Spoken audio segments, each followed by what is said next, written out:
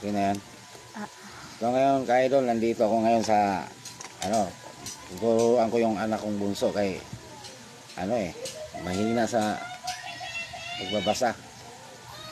Tapos ako naglaba, dito ngayon ako tuturuan. Yung umpisa lang kami sa mababang sige, basa mo na. Ito. Abakadai gakai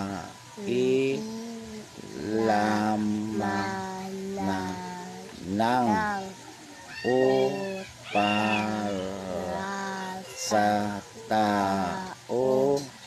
waya.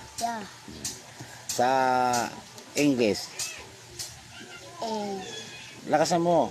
A, B, E, D, E, F, E, G, G, H, I, J, K, L, M, N, O, P, Q, R, S, T, U, V, W, X, Y, Z.